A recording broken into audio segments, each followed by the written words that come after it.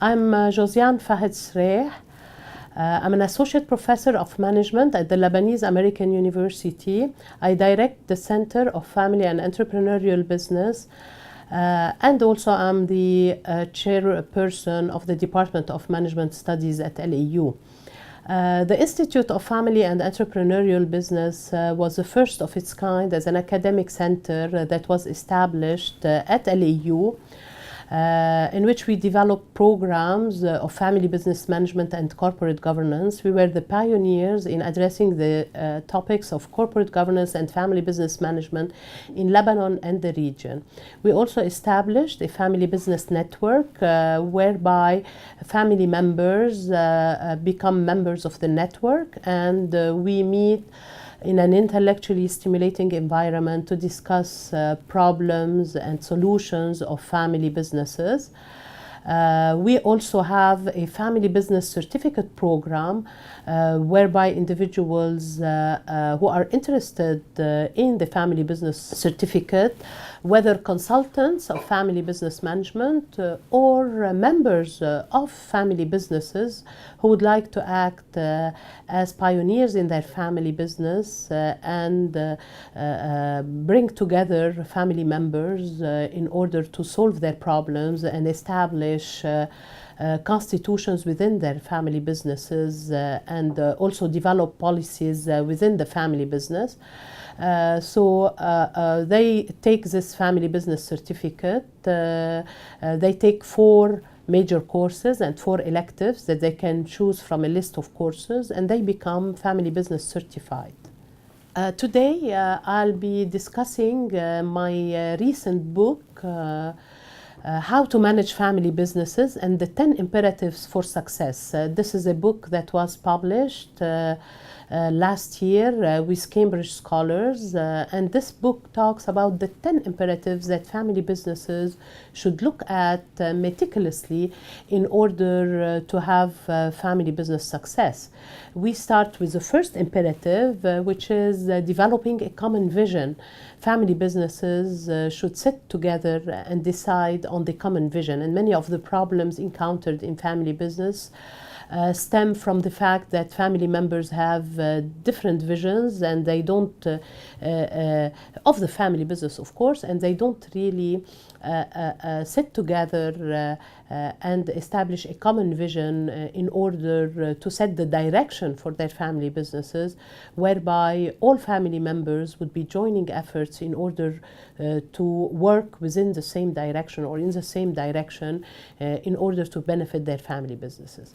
The second imperative for family business success is to capitalize on the family value system. When the founder establishes his business, he did his work with a certain value system, such as honesty, stewardship, a certain level of ethics, hard work, entrepreneurship. He was, of course, a visionary person, and he or she was a visionary person, and he created a value system which is his own value system. So there's always an interaction between the value system that the founder follows and what he wants the business to follow. And following the value system and reminding the heirs of the value system or the younger generation of the value system that they should work with is something that's very important and imperative for success, because studies on over 16,000 family businesses all over the world showed that those businesses, when they have a value system, they can remain over the long term. And businesses that were existent and that survived over 100 years, all the family members were sticking to a value system, and this value system will be inherited from a generation to the other.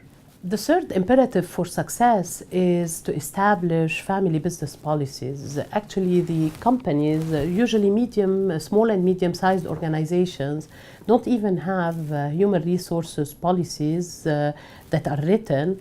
And family businesses should establish human resources policies, and also at the level of the family, they should establish family human resources policies and align the policies of the family to those of their employees.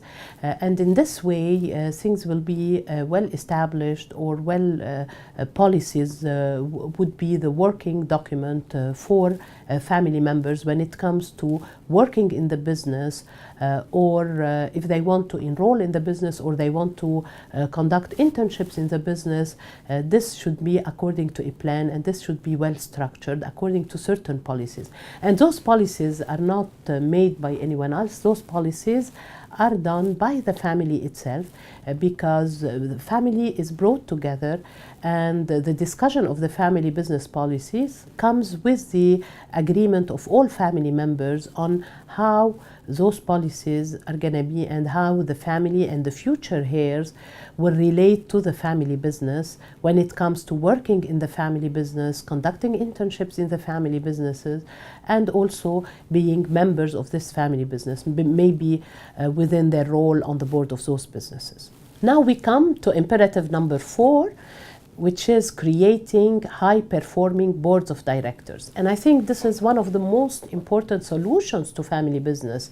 80% of the problems of family businesses were resolved when those businesses created boards of directors. And how come? If we create high-performing boards of directors, this is something that's very important for the continuity of those family businesses, and to structure those family businesses, and to really regulate this relationship between the shareholders, who are family members, brothers, sisters, cousins, etc., or future heirs of the business from multiple generations, their relation to the management of the business, their relation to the employees who are working in the business, and also to the board of directors, because the board of directors should not be made up of all family members. I invite family members to invite external directors or independent directors to come and serve on their boards, because this will have will professionalize those boards, as simple as that. And it will bring a flavor of professionalism to those boards, and also those independent directors, which is also the latest research in governance that stipulates that people need to have independent directors on their board in order to professionalize the board, and in order to choose members on the board from different, with complementary skills, from different backgrounds, with complementary skills to serve on those boards. And also people who know the industry, people who have insights on the finances, who knows the finance of the business management, and people who also know family businesses, in order to really temper that relationship between family councils and boards of directors, to create that link between the family itself and the business. Imperative number 5 is to also create governance plans at the level of the family. And in the same way that we structure the business and create governance plans at the level of the business, and create a high-performing board of directors, we have to create also a structure for the family. And this structure is namely built with a good family council, and of course by doing family retreats, bringing the family together, because some members of the family can be members of the family who have a lot of influence, like a wife or a husband or a mother. They have influence on the heirs of the family business, yet they're neither owners nor in the management of those businesses. So establishing a governance plan for the family will structure the relationships in the family, especially when this family gets to multiple shareholder base. So basically 20, 25 heirs, how do you want them all to sit on a board of directors? So you would structure the family by creating a family council, and the aspiration of the family council would go to the board of the business, to the board of directors that was created. So some of the family members would be representing the family on the board of directors, or representing shareholders on the board of directors. of course with certain independent directors to professionalize that board, and also at the level of the family. You will structure the family by creating a family council, the family assembly, monitoring that family assembly, bringing knowledge also to the family in order to structure itself. Now I move to the imperative 6, which is planning for succession. The plan for succession is one of the most important things that we can have in a family business, because most of the time family members might have conflicts. Why he is chosen as a future successor, why he is the CEO and not me, why my cousin is a CEO and not me, why my sister is a CEO and not me, and so on. And this creates conflicts within the family business. So planning for succession at the level of the family, and at the level, of course, the final decision would be the board, because in all organizations that are well structured, it is the board who decides on the future succession, not only for the CEO of the business, but also for the key executives in the business or the top management positions. So this is the prerogative of the board of directors, and in family businesses this is also the prerogative of the board of directors to choose the future succession, of course with the aspiration, while taking into consideration the aspiration of the family members. So of course the family council would send their aspirations to the board of directors, and it is the duty of the board of directors to choose the future successor.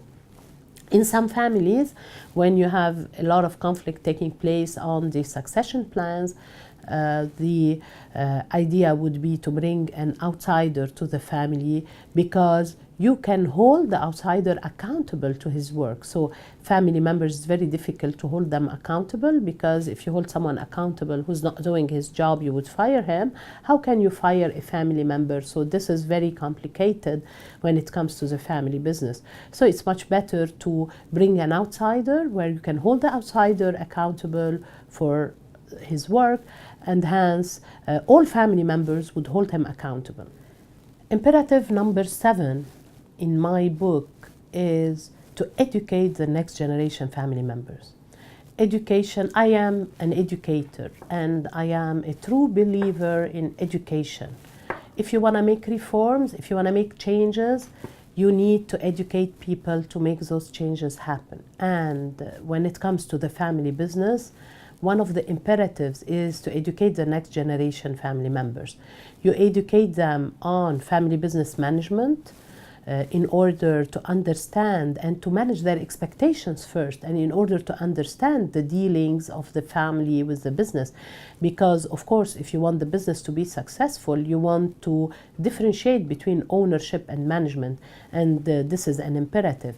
So, of course, when you educate the next generation family members, you manage their expectations, you educate them to know what they're talking about, you educate them about the industry their business is in, you educate them about human resources, how to deal with their employees, you educate them about how to be an effective board member, how to create high-performing boards, you educate them simply on family business management, you educate them on how they can improve their communication. And at the Lebanese American University, the Institute of Family and Entrepreneurial Business, part of their mission is to educate younger generation family members in order to assume responsibilities in their businesses and to become future successful leaders. For me, imperative number 8 is to create an entrepreneurial mindset. If you look at family businesses that have grown to become conglomerates, and whereby family members enroll in those family businesses in different positions, but they don't create entrepreneurial ventures, they don't create new businesses, I think this business will not survive over the long haul. So for family businesses to stay abreast of the changes in the environment, we need to create an entrepreneurial mindset and allow the younger generation to come up with their ideas and their also own interest and support the younger generation. And this is not very frequent in all family businesses, because they say, well, this is the way we did in our business, and why change? Because it's working.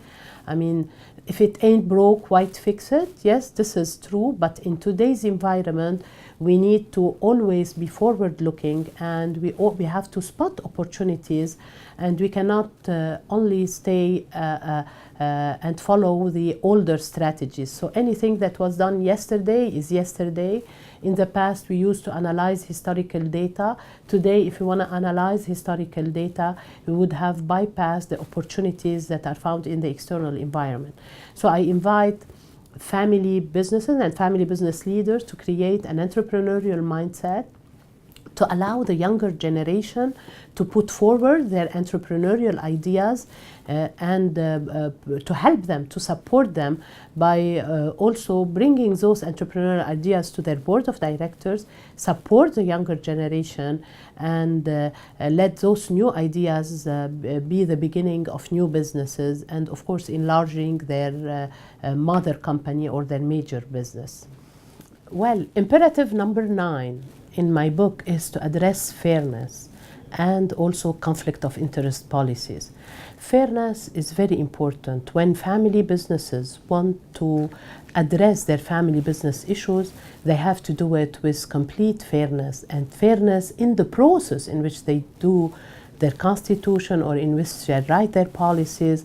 Fairness in the process is very important, and all family members should see that the program that they put together or the structuring that they put together is fair for everyone. I've seen a lot of conflicts with family businesses that don't address fairness, and when fairness is not addressed, the family goes into more problems and a lot of conflicts later on. And when it comes to the conflict of interest issue, this should be clearly talked about, because what if there is an opportunity that no one else from the family would like to address? And here comes the problem, because if one goes alone and addresses this opportunity, this can create conflict of interest for the other parties. So these problems of conflict of interest should be addressed at the family level, while all family members are present, and with all family members, in order to make sure that conflict of interest policies are addressed and everyone knows what is his or her relationship with the family business and what are the boundaries that he should work with. So we cannot exceed those boundaries. We need to respect the family business and also not be in conflict with this family business. And of course, the fairness process, I go back to fairness. If things are done, when we see those feuds in family businesses and those conflicts, we have to go back to the fairness in the process. I'm sure that family members, founder or any family member, they did not address fairness when they were dealing with family business issues. Now we come to the last imperative in my book, imperative number 10, which is to address unity and to enhance unity in the family business, and of course adapt to the environment of the family business. And all the studies lately show that the more we work on family unity, the more we have a better family business performance. While some people think that looking only at the performance, at the financial performance of the family business would bring cohesion to the family business. And I say that no, this is wrong. We have to address family unity in family businesses and work on communication. The more you communicate in the family business, the more you can have an environment of communication and the more you can have unity in the family business. And as I was saying, unity brings family business performance, and also family business performance brings in unity. But what is more important is the unity of the family, and also sticking to the values, which was imperative number 2. We have to unite while working on the values, because the values also make people unite around them. So this is the end. Of course, we need to adapt also to the environment of the family business, adapt to our environment, but doing it according to the values that we established at the beginning. So the values that the family puts together is the bond or the glue that will keep the family together. Thank you.